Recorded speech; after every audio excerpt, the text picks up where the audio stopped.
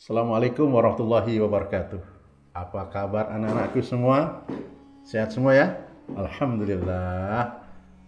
Segala puji bagi Allah Subhanahu wa taala yang telah mempertemukan kita pada pembelajaran hari ini secara virtual. Pembelajaran jarak jauh namun tidak mengurangi rasa semangat ya anak-anakku sekalian. Alhamdulillah.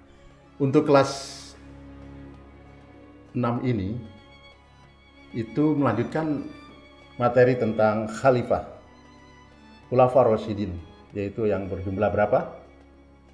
4 ya. Pertama adalah khulafa yang 4 itu adalah, masih ingat? Abu Bakar As-Siddiq. Yang kedua Umar ibnul Khattab, yang ketiga Utsman ibnu Affan, dan yang keempat terakhir adalah Khalifah Ali bin Abi Thalib. Nah, untuk kelas 6 ini diawali dengan materi tentang Khalifah Utsman ibnu Affan. Baik, siapa sih sebenarnya Utsman ibnu Affan? Bagaimana sebelum masuk Islam? Kita akan mempelajari pertama tentang kehidupan daripada Khalifah Utsman ibnu Affan. Sejak kecil Utsman ibnu Affan hidup dalam keluarga yang berada ya, kaya raya, yaitu Affan. Ayahnya bernama Affan, adalah saudagar kaya raya di Mekah dari suku Quraisy. Nah, selaku putra saudagar kaya raya, maka Utsman pun meniru ayahnya sebagai saudagar, sehingga ia berhasil menjadi saudagar yang kaya raya pada saat itu. Nah, Utsman ibnu Affan ini setelah menginjak dewasa, bersahabat, berteman dengan para sahabat Nabi terdahulu, yaitu Abu Bakar. Masuknya Utsman ibnu Affan ke agama Islam yang dibawa oleh Nabi besar Muhammad SAW itu hasil daripada percakapan, pembicaraan sehari-hari kalau ketemu Abu Bakar.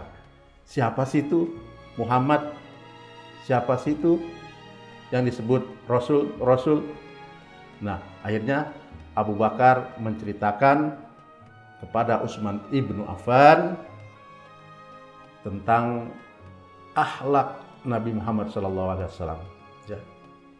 Karena akhlak Nabi Muhammad SAW dari mulai tidur sampai bangun lagi, sampai beraktivitas, itu tidak lepas dari catatan para sahabat. Anak-anakku sekalian, ya. Dengan akhlaknya yang bagus, yang mulia, akhirnya Utsman ibnu Affan tertarik dengan Nabi Muhammad SAW dan ada rasa ingin ketemu. Selama ini cerita aja. Lalu Abu Bakar, ayo Utsman, mari kita sama-sama bertemu dengan Rasulullah SAW. Baik, kata Utsman, ayo kita bertemu. Alhamdulillah, dengan izin Allah dapat Rasulullah bertemu dengan Utsman bin Affan. Dan ketika itu Utsman bin Affan masuk Islam lantaran ajakan dakwah daripada Abu Bakar As-Siddiq radhiyallahu anhu. Anak-anakku sekalian, Utsman ibnu Affan itu dengan Rasulullah SAW masih sangat dekat asbabul silsilahnya. Ya, silsilah Nabi Muhammad bertemu dengan Utsman ibnu Affan itu bertemu di kakeknya yang bernama Abdul Manaf. Jadi Muhammad bin Abdullah bin Abdul Muthalib bin Hashim bin Abdul Manaf. Abdul Manaf ini nanti ketemu dengan Utsman ibnu Affan. Siapa Utsman bin Affan? Utsman ibnu Affan yaitu kakeknya Abul As bin Umayyah bin Abi Syam bin Abdul Manaf, ya. Jadi masih satu kakek, ya, antara Utsman dengan Nabi kita Muhammad Shallallahu Alaihi Wasallam. Anak-anakku sekalian,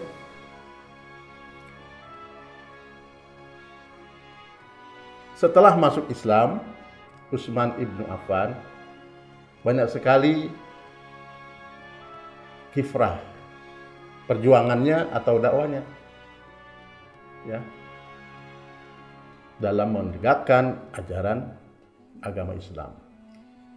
Nah, sebelum berjuang bersama Rasulullah dan para sahabat, Utsman ibnu Affan menikahi dua putri Rasulullah SAW. Namun tidak langsung dua-duanya, ya. Istri yang pertama Ruqayyah.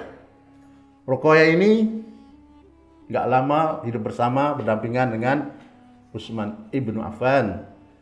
Setelah itu sakit dan meninggal dunia. Kemudian kalau sekarang ini namanya turun ranjang adiknya Ruqayyah yang bernama Ummu Kulsum, diperistrikan kembali oleh Rasulullah dengan Utsman ibnu Affan, ya. Lebih melanjutkan perjuangan dakwah Islam sehingga berkelanjutan dakwah lebih luas lagi dari tangan-tangan para sahabat tentunya. Nah, kemudian Rasulullah SAW memberikan julukan kepada Utsman ibnu Affan dengan julukan yang sangat terkenal, tidak asing lagi di telinga kita adalah Zunnurain. Utsman ibnu Affan memiliki dua cahaya. Siapa cahayanya itu? Cahaya putri Rasulullah yang bernama Ruqayyah dan Ummu Kulsum. Nah, inilah terkenalnya Utsman dengan istilah dalam sejarah Zunnurain, pemilik dua cahaya. Anak-anakku sekalian, kemudian apa kira-kira jasa-jasa daripada Utsman ibnu Affan? Jasa-jasanya di antara lain adalah selama perjuangan beliau, dakwah beliau, merenovasi dan perluasan Masjid Nabawi ketika itu. Satu. Kemudian jasanya apa lagi Utsman ibnu Affan? Pengumpulan dan penulisan Al-Quran, ya. Karena pada saat itu Al-Quran masih berada di pelepah, berada di hafalan-hafalan, ya, berada di kertas-kertas, sehingga perlu dikumpulkan dan ditulis. Nah, ini pada zaman Utsman ibnu Affan. Apalagi jasanya Utsman ibnu Affan untuk perluasan wilayah, membentuk yang namanya Angkatan Laut. Angkatan Laut pertama dibentuk oleh Utsman ibnu Affan. Itu jasa-jasanya. Anak-anakku sekalian, banyak sekali kalau kita ingin membaca tentang kekhalifahan Utsman ibnu Affan, baik dari literatur tulisan maupun audiovisualnya. Kita bisa saksikan nanti pada pertemuan berikutnya, yaitu tentang audiovisual Utsman bin Affan seperti apa. Kemudian apa hikmah? Hikmah yang dapat kita ambil dari Khalifah Utsman bin Affan dalam kancah perjuangannya untuk kehidupan kita sehari-hari, hari ini hingga yang akan datang. Utsman bin Affan adalah seorang yang dermawan, rendah hati. Contohnya adalah ketika paceklik musim kemarau berpanjangan, tidak ada tumbuhan yang hidup karena air tidak ada. Itu hanya ada satu sumur, tapi dimiliki oleh orang Yahudi. Mau tidak mau, seluruh masyarakat ketika itu minum air itu. Namun harus dengan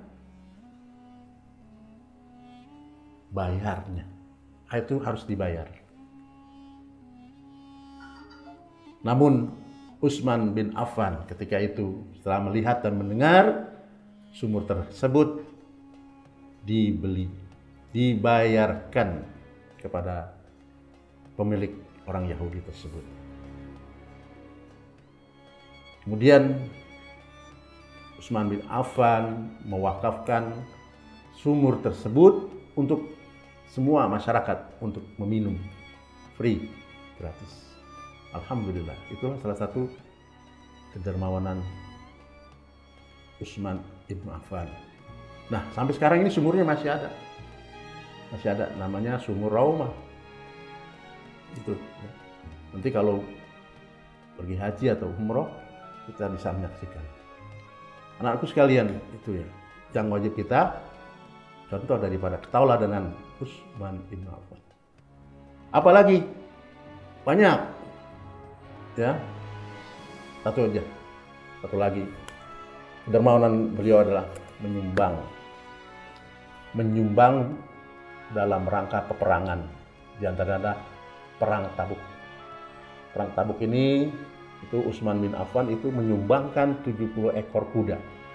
70 ekor kuda. Kalau sekarang ini kuda itu antara 30 sampai 40 juta satu ekor. Kalau perempuannya 30 juta satunya, lakinya bisa 40 sampai 50 juta. Ya. Satu ekor bisa 40 sampai 50 juta kalau yang lakinya, kalau betinanya lebih murah. Ini Utsman bin Affan ketika itu nyumbang kuda. Berapa? 70 ekor. Nyumbang apa lagi? Nyumbang unta. Untanya itu waduh, tinggi-tinggi. Berapa nyumbangnya? 950 ekor unta. Bayangkan berapa sekarang unta harganya satu. Ya, unta yang standar untuk dikendarai, tentunya yang besar, ya. Apalagi untuk perang, itu antara 60 sampai 70 juta, yang tinggi. Kan ada unta yang kecil, ada yang untuk perang, itu lain lagi. Itu antara kisaran 70 juta, satu ekor. Nah, ini Utsman bin Affan menyumbang 950 unta. Di samping itu juga menyumbangkan uang. Nah, uang dulu uang emas ya. Itu menyumbangkan 1000 uang. Ya, uang dinar 1000. Bayangkan. Inilah karena kekayaan beliau, karena anugerah dari Allah Subhanahu wa taala. Utsman bin Affan menginfakkan seluruh hartanya untuk perjuangan dakwah Islam. Anak-anakku sekalian, inilah yang sekelumit Bapak menggambarkan tentang kekhalifahan Utsman bin Affan. Nanti kita akan ketemu lagi untuk materi yang berikutnya. Sekian. Wassalamualaikum warahmatullahi wabarakatuh.